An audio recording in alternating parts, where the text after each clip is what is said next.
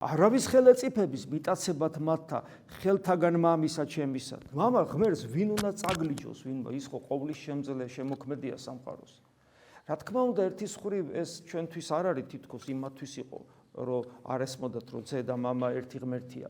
მაგრამ ჩვენს გვაქვს ეს პრობლემა გარკვეულწილად, იმიტომ რომ როცა ჩვენ ვჭამთ ძე ღმერთის ხორცსა და სისხლს, ჩვენს ცნობიერებაში ვერ თავსდება, როგორ შეიძლება, რომ სამყაროს შემოქმედი საიდუმლოებრივად, მაგრამ მაინც ვიზუალურად ამგვარი სახით ჩვენს მისტიკურ სიღრმეში შემოვიდეს. ხო გვესმის, როცა ჩვენ ვიღებთ ხორცსა და სისხლს, ღმერთი შემოდის ჩვენს მისტიკურ სიღრმეში, რასაც გულს უწოდებთ.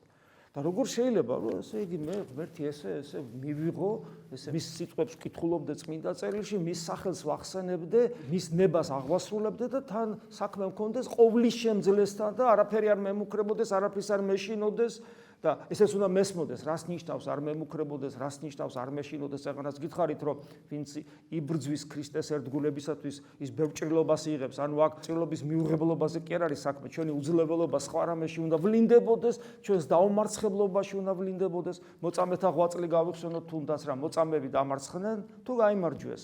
მიუხედავად იმისა, რომ ფიზიკურად ისინი მოკლეს.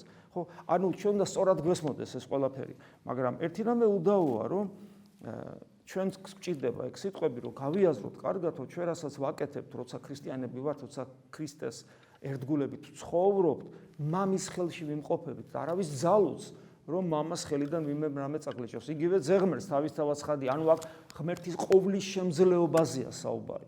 ჩვენ ხშირად გვითქვავს, რომ უფლის იმპერატიული ნება განჟღავნებული მე მნებავ, სადაც მე ვარ, თქვენც იქ იყოთ ქრისტესი. ეს რა ყოვლის შემძლე სიტყვებია.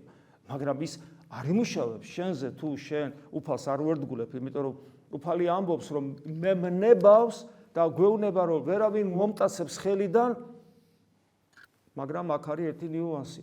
არც დაგაძალებს, თუ შენ არ გინდა, არავინ ძალით თავისთან არ გამყოფებს.